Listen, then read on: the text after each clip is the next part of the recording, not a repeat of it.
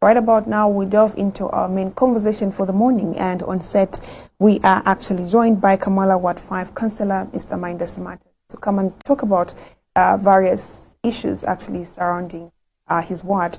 So, Mr. Smart, thank you so much for being part of the breakfast show today. Good morning. Thank you very much. Good morning, and good morning to the viewers out there. Okay. So, first of all, how is the ward? How is your ward doing in Kamwala? Well, Kamwala right now has got a serious water crisis. As you are aware, Lusaka Water and Sanitation Company effected a 60-day shutdown. Right. And when that was effected, we were assured that the company would continue to supply water, though in a rationed manner.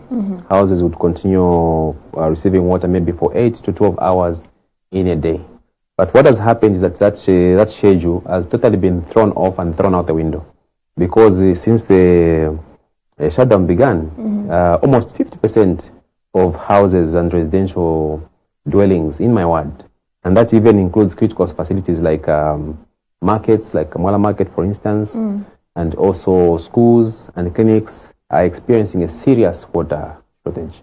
So that now has led to a lot of suffering in the ward, and that has kept me very busy, because now I always have to be chasing after Lusaka Water to try and get whatever bowser they have available to supply water to these affected residents. And we can't manage, because the whole Lusaka only has 2 water bowsers for Lusaka Water, and it has to be shared between 38 wards. So you imagine the stress which is on that particular machine. It comes only maybe 2 or 3 times in a week. And other residents really have to depend on those that have boreholes. Their neighbors, maybe you find the nearest borehole maybe is a kilometer or so from where they're staying. So it's caused a lot of hardship. And last weekend, or should I say yesterday, we had to use emergency fire services from Osaka City Council just to ensure to say that we supply Lubama Market with about 20,000 liters of water. Because you know, a market, if there is no water, it means the toilets have to be shut down. Right. And when the toilets are shut down, it means you close the market. And I can't remember that ever happening. So that is the situation which we find ourselves in. And we are requesting, we've made formal requests to the DMMU, because the DMMU is an emergency response unit. Right. We've made requests. It's now over a week. We are yet to get feedback on that, because Lusaka Water alone cannot manage. They do not have the resources or the manpower to cope with the situation. Okay. Mr. Smata, first of all, when they actually just announced the water situation, that it would actually be shut down for 60 days, just so they could repair the Lolanda plant that we're actually working on. So they did announce to say water is going to be going, in different areas in Lusaka for several hours. But according to your explanation right now, there is actually lack of water. So is it just for long hours, or maybe you're actually experiencing days of no water? Karen, there are houses or residential areas, like for instance in Kamwala South, Bob's Corner area, Lakson Mapushi area, down near Happy Kids, that have not received water ever since when the shutdown began, like today it has started. The taps ran dry, totally dry, not even a drop. Even as we speak, it's been dry like that. But we also have New Kamwala, which is closer to the CBD. It also has no water. Even the market itself, Lubaba Market now, it's also not having water. So that is a crisis now, which has become an emergency. Because if people do not have water for prolonged periods, you know what that means to toilets. You know what that means to those that have children. We are actually risking the lives of people by not coming up with adequate remedial measures. Water bowsers are not enough, like I've stated. What we need is the emergency response relief through DMMU. And we even have the 5% contingency fund under the CDF, which is meant for disasters like this. But I can tell you frankly here, and I want the listeners there to know, that we are hindered in terms of the processes. The process just to request for an emergency fund, either if you're getting it through the CDF or through DMMU, it is long. They will tell you, no, first we have to send our officers on the ground to go and assess the situation. The fact is there's no water. So why are people going to take 1 or 2 weeks to assess the situation? What are you assessing? Have they started the assessment program? I do not know. My office hasn't been informed. You see? If we have to go to the CDF route, it means you and me have to sit in a meeting and agree that we have no water. When we know that we don't have water, but the process demands that you and me, we sit, we have a meeting where there is no water and discuss to say, okay, what is the situation here? We have no water. Okay, let's agree. Let's sign minutes. Then we submit those minutes to the Water Development Committee chairperson. They sign. Then the Constituency Development Committee has to approve what you have agreed. So they also have to sit with their technical team to say, let's verify if really people have no water. It will take maybe a week before they sit. From there, it goes to the town clerk. From the town clerk, it goes to the provincial offices to sign off. By the time that money will be coming, Yolanda one will already be online and will have water. So that is the crisis that we have of processes inhibiting emergency response and at times even inhibiting development. Looking at your situation right now, the situation in your ward, rather, Mr. Smart, is actually quite bad, and it's very sad, especially for the people, experiencing this whole thing. Now, how is this really affecting your people in Kamwala South? I can tell you it's really difficult because you have to make difficult decisions as a ward leader. The residents are looking up to you for water relief. They're looking up to you for solutions, and it's difficult to tell some people to say, here is the water bowser, they have seen it pass, and you tell them you can't get water because we've only been given 2 hours of water supply for this bowser to be in a particular ward. So it's very difficult, it's very sad, and it gives me sleepless nights, in as much as it also gives those people sleepless nights, because I can tell you, people queue up at 01 just to, engage a dish there by the tap, hoping that those drops, by the time you wake up, the dish will be full. That is what people are going through. Others are being charged by their neighbors who have got water boreholes. They tell you, look, we are using electricity for the pump, this water borehole might deplete, so they're being charged. Now, imagine if you have no water, or rather, if you have no money to pay for that borehole. Or imagine a situation where these residential areas didn't have boreholes. How are people going to survive? Because this is a very critical situation whereby if left to go on as it is, sooner or later, we are going to have reports of cholera breaking out. Already typhoid has been reported in some areas. Last week we even had to supply water to Maxwell Sibongo police station. Now, if there was no water at the police station, you know what that means? The police station has to close down. What will happen to the crime rate? So there are all kinds of issues surrounding the water crisis that are not really specifically water related, but there are also security concerns, because if the police station doesn't have water, it causes crime goes up. If a healthcare institution doesn't have water, it closes down. Diseases will break out. People want to receive a service. A market, if it closes down because it doesn't have water, people have to go home. And you know how hard times are. How are people going to trade? How are they going to feed their families? So there is a whole lot of security, social, and economic ramifications when water isn't supplied in good time and in good quantities. That's why we say water is life. Without water, even the economy would come to a standstill. So that is what we are trying, by all means, to alleviate in the ward, and it hasn't been easy. Now, looking at, you said you've already written to the necessary institution, among them being the DMMU, and so far you actually haven't gotten any concrete, response yet. Your office has not been engaged for anything. What other quick solutions would you maybe suggest for your ward, Kamwala and South? Like, what quick solutions can you suggest for them at this particular time, looking at the issue that they're facing of having no water? The solutions are there, but they're not quick. Aside from the DMMU, we have a 5% contingency fund under the CDF, which amounts to about 700,000 or so, which is money which is meant for emergencies. Okay, but I can tell you, when we had the floods, we requested for the same 5% contingency fund. It never came through. We wrote letters, I have copies I can show you. We requested during the floods to say, we have a serious flood situation, can we have this money released? That money wasn't released. But were your letters responded to? No, they were not responded to. Okay. It was the president that responded. When the president responded, everyone now fell in line. That's when we even saw DMMU coming on the scene, because the president intervened. And you know, the president is a very busy person. We can't always burden him with matters that can be sorted at a local authority level, or that can be sorted at a DMMU level. So one of the solutions is DMMU. We are still waiting. Maybe we'll wait for the next 6 days. I do not know. The other solution is through the 5% contingency fund, where I've told you to say that before you can get that money, you and me have to sit down and agree that we have no water, even though we've been lobbying with water for 2 weeks. The community has to agree that we have no water. After that, the CGF committee also sits and assesses. Then the technocrats, the technical committee and the CGF, they also sit. They come in, the new procured land cruisers go around and also verify to say there is no water. Then they go and sit. They agree, they sign, then they send that document to the province. The province also looks, maybe even sends the officers also to come and see the situation. After that, it now goes for approval at the Attorney General, because that money is government money. So the Attorney General has to sign and consent to say, yes, you can release this government money. Meanwhile, the Attorney General also has files like this for other CDF projects that are waiting to be signed.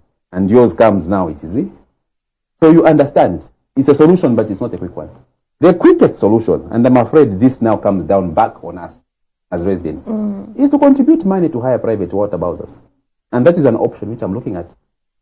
And now, I don't know how people are going to take it, because they know there's a CGF emergency fund. Then I go to them and ask them to say, let us contribute my 50 kwacha so that we can hire a private water bowser. I mean, is that something they can even manage to do? Because as it is, people are complaining of the hardships of the economy already. Now, asking them to contribute for water, is that something they can afford? Of course, it's a burden on them. It's a burden on all of us.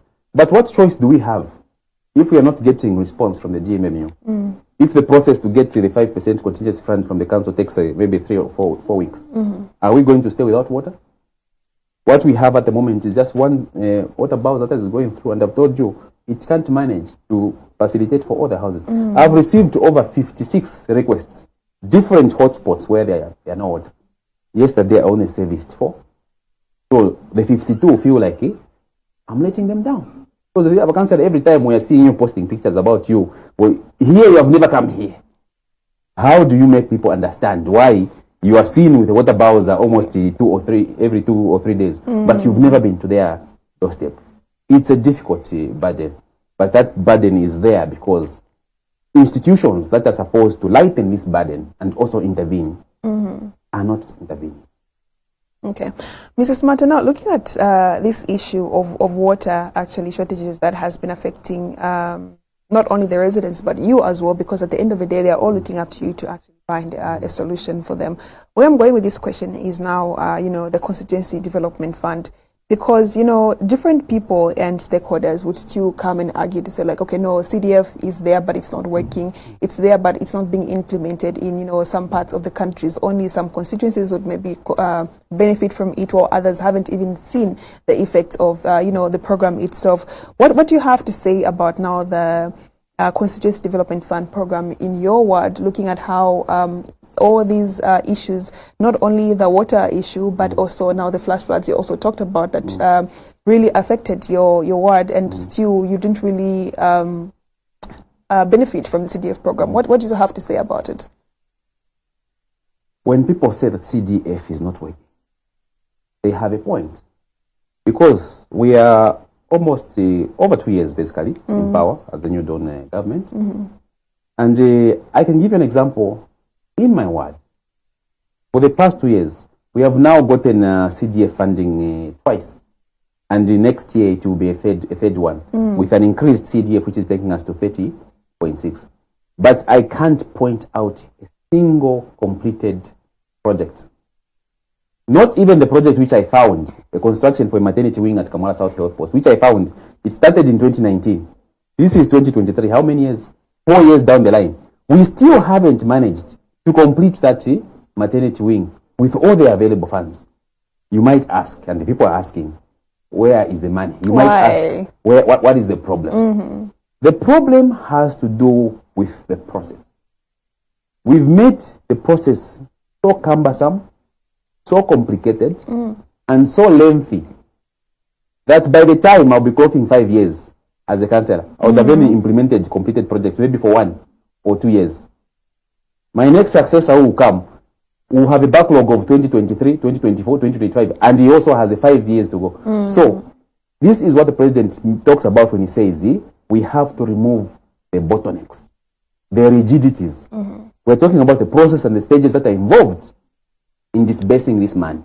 So the process is disbursing the money. Just for the money to come out, all these sittings I'm talking to you about, committees meeting, maybe there are 5 committee meetings in between before money is released. So you find that projects will be very slow. Right now I've got an ongoing project in my ward for construction of Lux on Mapushi police post. I can tell you. So from here, I have to now start facing Lusaka City Council to say, where is the payment for this second stage? 2 weeks. The payment for the second stage of the project, nobody knows where the papers are. So if you don't push these things, they don't move. There is one for the market shelter. It was approved 8 months ago. Up to now, the contractor is not on site. So I have to find out from procurement, what is the problem? Where is the contractor? I have another one at Kamwala Basic School. Construction of a 1x3 classroom block. At least, thank God, that one is at a roof level. But the projects for 2023, where we are, nothing has started yet. And we are nearing the end. Nothing has started yet. So it's the process, Karen. The process is what is making people feel that we are not seeing the effects or the benefits of the Constituency Development Fund. So to make things work, we have to shorten the process. And that has been our appeal as councillors to central government, to say, let us please shorten the process. They are members of parliament. To shorten the process of the CDF stages, which from inception, from award up to the time payments are made. And also, very important, to empower the WDCs, the Ward Development Committees, because that is where all the projects are initiated. Like I've told you, you and me were in the same committee of Kamwala. We have to meet to agree what projects do we want. Now, the trouble is that the WDCs are not paid. They are doing very voluntary work. They are sitting on a 5 million fund, and they can't even get 1 quarter for water from that. How are they supposed to be motivated to receive your application as Karen and help you through the stages? They have to use their own transport to go to Civic Center to lodge your papers. You see, lack of motivation and lack of incentive is also a problem at the very basic level of the grassroots WDCs who are responsible for receiving your applications and forwarding them to the Constituency Development Committee, which, by the way, receives allowances.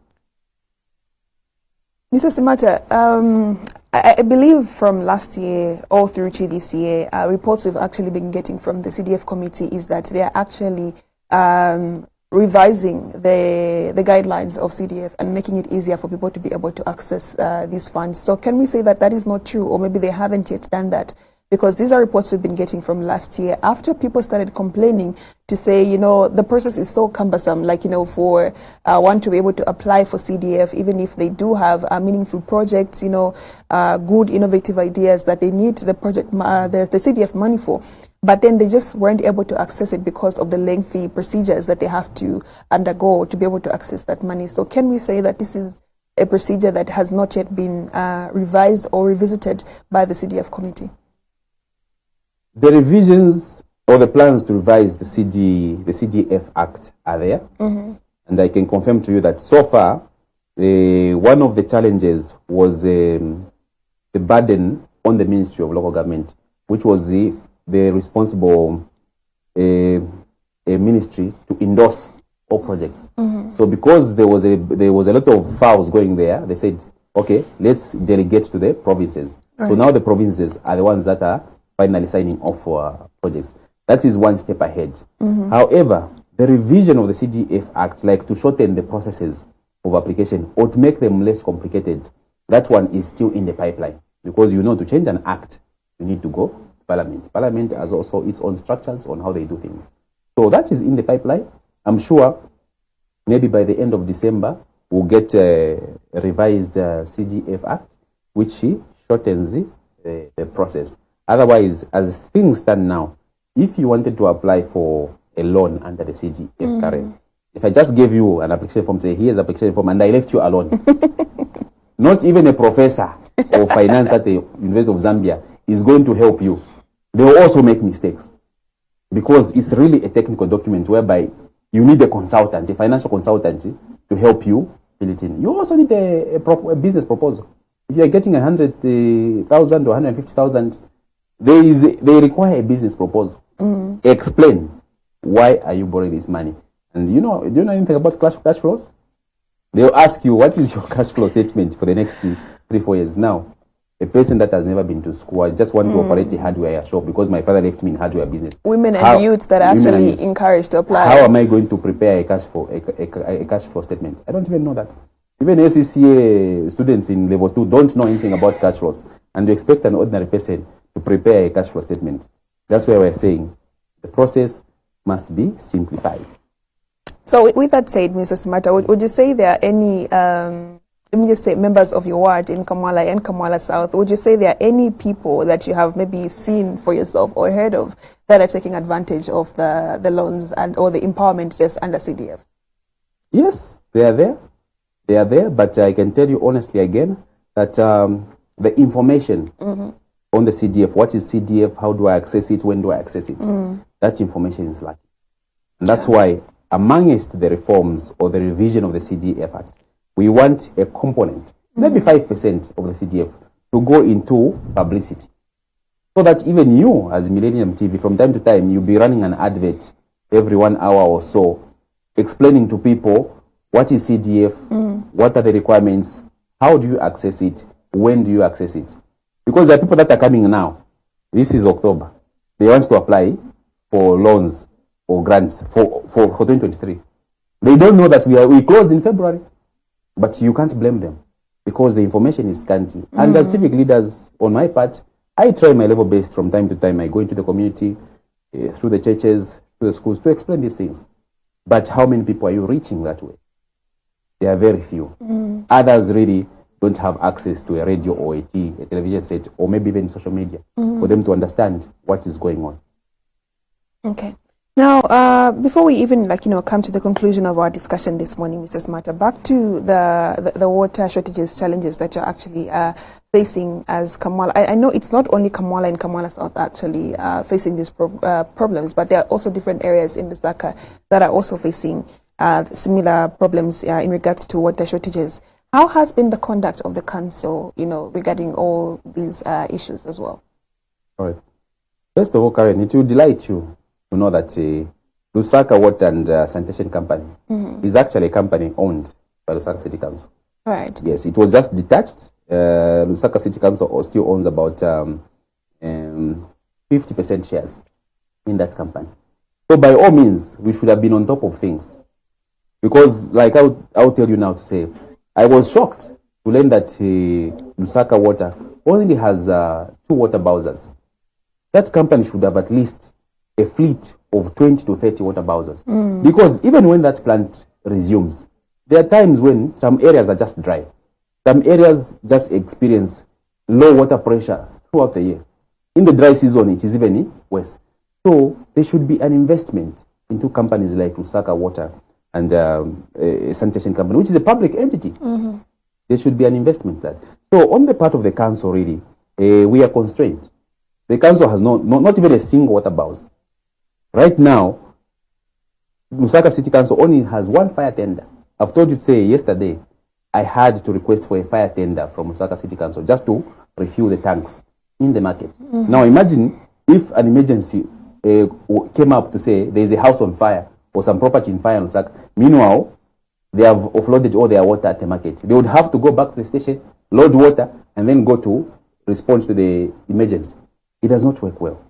It does not work well. We have about 4 fire tenders in Lusaka City Council. 3 are down. What happens if this last one, which is operating, goes down?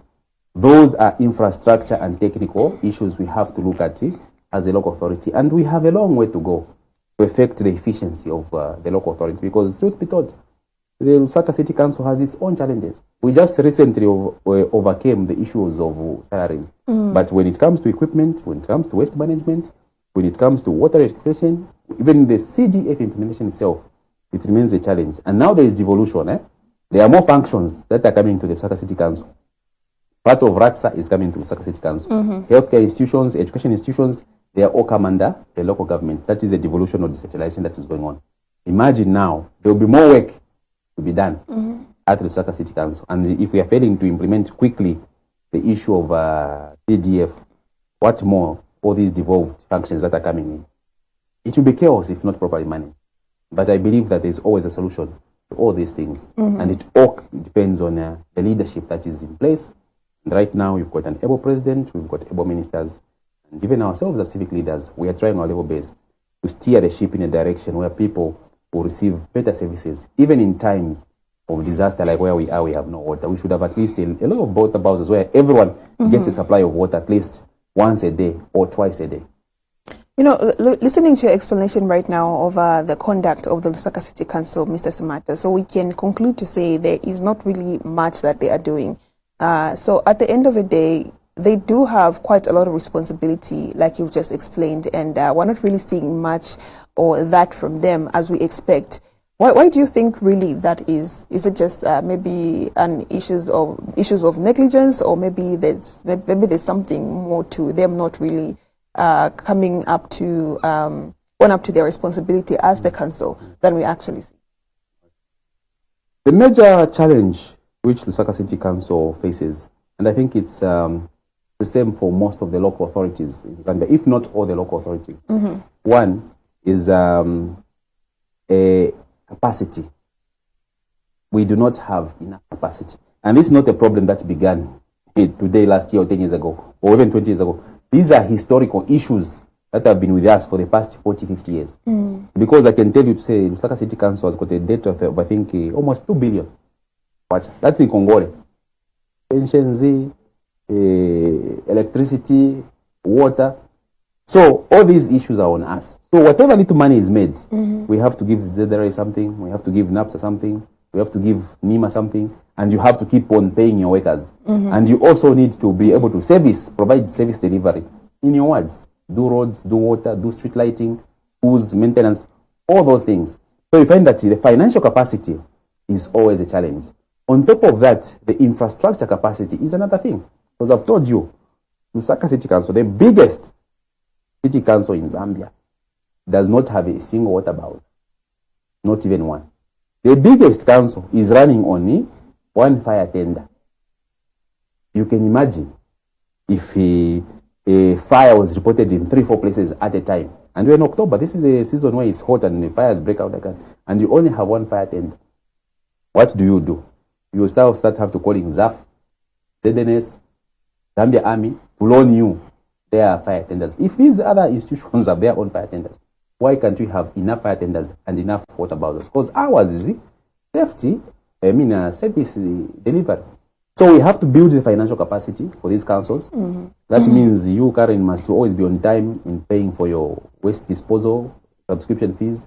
You must be paying your rates, you must be paying all manner of bills that's related to the council. If you've got a business, you have to pay your fire certificate, your health certificate, your annual business levy, so that the council can have enough money. That's how we build financial capacity.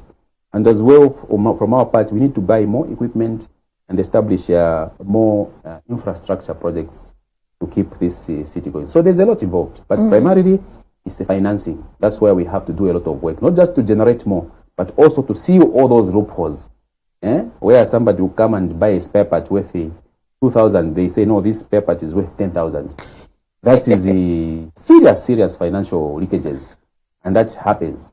In the market is supposed to be collecting 1 million a month. They report to say we have only collected 200,000. Those are issues. Real issues. Intercity issues. So they have to be looked at. And these loopholes have to be filled. Okay. Mrs. Mata, just before we let you go this morning, what would be your very last word to all of yours? In my closing remarks, I want to appeal to residents of Kamwala South specifically and Kamwala Ward in general, the markets, that we are doing everything possible to ensure that they continue to receive water. Yes, we are challenged because we don't have the necessary facilities, the adequate water bowsers to run around from community to community to deliver water.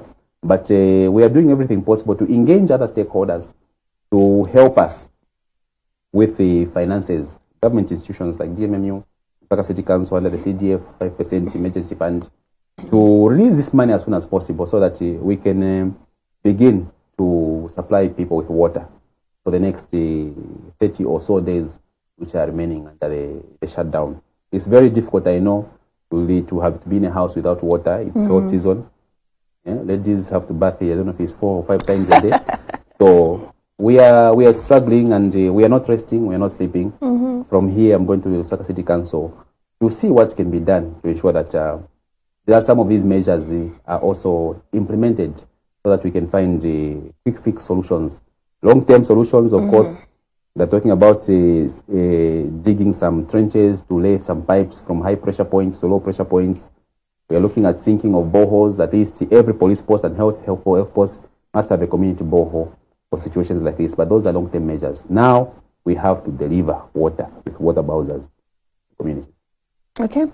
Mrs. Mata, thank you so much for coming through to the Breakfast Show. It's been a pleasure to host you, and hopefully that you're able to find solutions as soon as possible to the issues that are affecting your ward. Thank you for hosting me. Thank you. Thank you so much.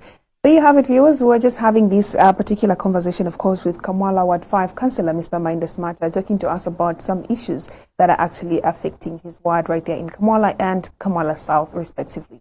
Right about now, we're going to take a short break. When we come back, we have more to give you right here on The Breakfast Show. We'll be right back.